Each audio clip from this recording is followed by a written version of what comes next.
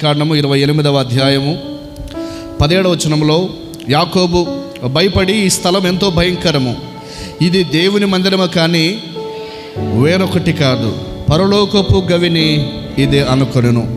దేనిని గురించి ఈ మాటలు చెప్పాడండి?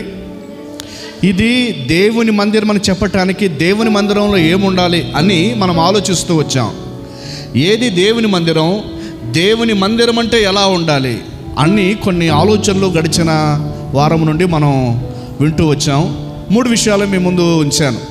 దేవుని మందిరం అంటే చెప్పండి, దైవ దర్శనం అంటే మందిరంలోకి వస్తే దేవుని ప్రత్యక్షత లేక దేవుని యొక్క ప్రభావం మందిరంలో చూడాలి ప్రజలు. అది దేవుని మందిరం అనబడుతుందని మొదటి గుర్తు చేశాం. రెండవది, దేవుని మందిరం మనకేం గుర్తు చేస్తుందంటే తర్వాత ఇంకా ఎవరైనా సంబంధం, దేవుడు నేను నా దేవుడు అనే సంబంధం. ఒక వ్యక్తి దేవుణ్ణి సంబంధం లేకుండా ఆరాధించడు. అంటే నాకు ఒక వ్యక్తి పరిచయమై చెబితేనే తప్ప అతని గురించి నేను చెప్పను ఏ విషయాలు. ఒక వ్యక్తి నాకు తెలియకుండా ఆ వ్యక్తిని గురించి మీరు చెప్పండి అంటే ఏం చెబుతాను? నేను చెప్పలేను. అలాగే దేవుని గురించి నేను తెలుసుకుంటే తప్ప దేవుని గురించి చెప్పలేను. కాబట్టి యాకోబుతో దేవుడు అన్నాడు, నేను నీ తండ్రి అయిన అబ్రహాము దేవుడును, నీ తండ్రి అయిన ఇస్సాకు దేవుడును, నీ దేవుడునని తనను తాను పరిచయం చేసుకుంటే యాకోబు నా దేవుడు అన్న ఆలోచన యాకోబు మనసులో మనం చూస్తాం. మూడవది చెప్పండి, దేవుని మందిరం అంటే ఏం కనిపించాలి? భయం కనిపించాలి.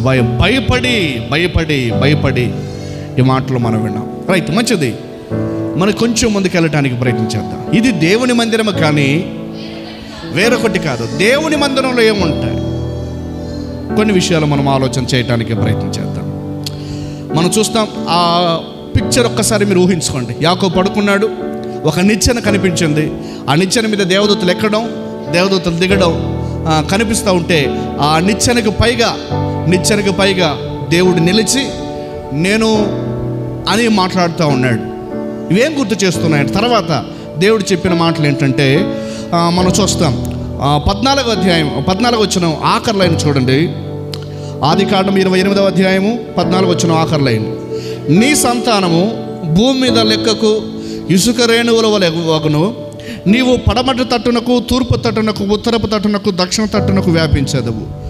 భూమి యొక్క వంశములన్నీయు నీ మూలముగాను నీ సంతాన మూలముగాను ఆశీర్వదింపబడును అన్నాడు. ఇలా చెప్పాలని నేను అనుకుంటూ ఉన్నాను.